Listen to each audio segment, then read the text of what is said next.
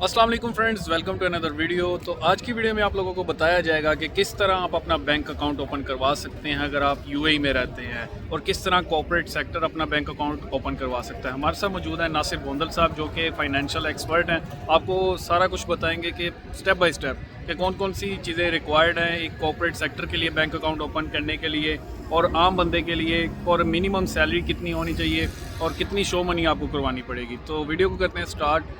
जी नासिर गोंदल साहब, आप इस पे थोड़ा सा अपना तबादला ख्याल कीजिए, वहाँ के साथ इन्फॉर्मेशन शेयर कीजिएगा।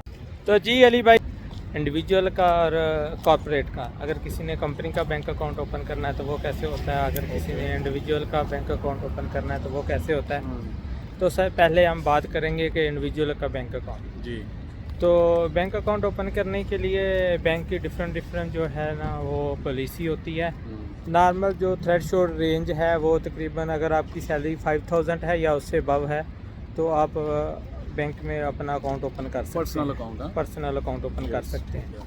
बाकी जो है जिनकी कम सैलरी है उनकी नॉर्मली कंपनियां जो हैं वो प्रीपेड अकाउंट जो है ना वो ही ओपन करवाती हैं। एक्चुअली वो अकाउंट नहीं होता, वो प्रीपेड कार्ड होता है, वो एक सब्सिडी कार्ड जिनके अकाउंट होता है कंपनी का। सही है। उसके अंदर वो अटैच होते हैं कार्ड ना। ठीक है।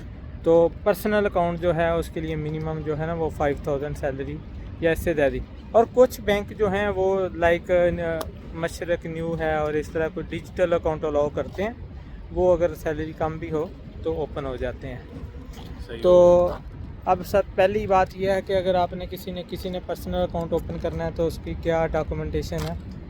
तो उसकी डॉक्यूमेंटेशन ये है कि आपका जो है वैलिड वीज़ा होना चाहिए, यानी कि वीज़ा स्टैम्प हुआ हो, रेजिडेंट रेजिडेंट वीज़ा जिसको कहते हैं, जी। और एमरत आईडी होना चाहिए, सही है। और जो आपका सैलरी सर्टिफिकेट होना चाहिए। ओके।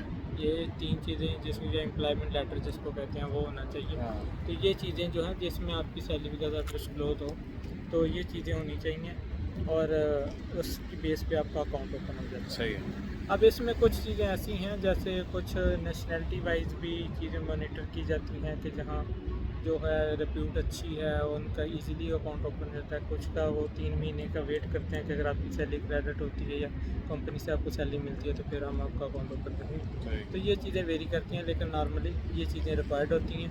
ये आप ऑनलाइन भी यानी कि आप अप्लाई कर सकते हैं। ठीक है। और और किसी वो बैंक फिर में आपको डॉक्यूमेंटेशन मांगेंगे और आप उनको डॉक्यूमेंट प्रोवाइड करें तो आपका अकाउंट ओपन हो जाएगा। ठीक हो गया। और दूसरा ये है कि आप किसी भी ब्रांच में भी जाके अपना अकाउंट ओपन करवा सकते हैं, ये डॉक्यूमेंटेशन दें। और जिस तरह हमारी कंट्रीज में होता है, हमारे कंट्री में होता है, जी। तो ये इजीली प्रोसेस है, इतना कुछ ज़्यादा डिफ़िकल्ट नहीं है। तो ये तो था इंडिविजुअल का कैसे बैंक अकाउंट ओपन होता है, जी। और ये इजी प्रोसेस है। दूसरी साइड है कॉर्पोरेट का अकाउंट ओपन होना। तो कॉर्पोरेट का जो अकाउंट ओपन होता है उसमें जो मेजर चीज़ है वो ये है कि उसकी डॉक्यूमेंटेशन जो है वो थोड़ी डिफरेंट होती है।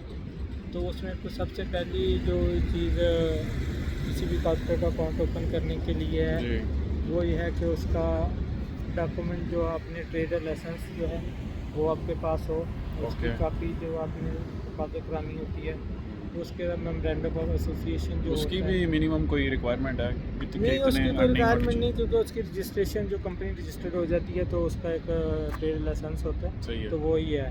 और ठीक हो उसके गया। बाद इनके उसका मेमोरेंडम ऑफ एसोसिएशन एक होता है, डॉक्यूमेंट है जो मिनिस्ट्री ऑफ जो फाइनेंस होती है या जिसको हम कहते हैं ट्रेड मिनिस्ट्री, उसकी तरफ से इशू होता है। तो उसके बाद अपने जो शेयर होल्डर होते हैं या जिसको पार्टनर कह सकें, उनके वीज़ा की कापी और उनके पासपोर्ट की कापी, और इसके बाद शेयर बेस जो एक सर्टिफिकेट होता है वो आपने जमा करवाना होता है।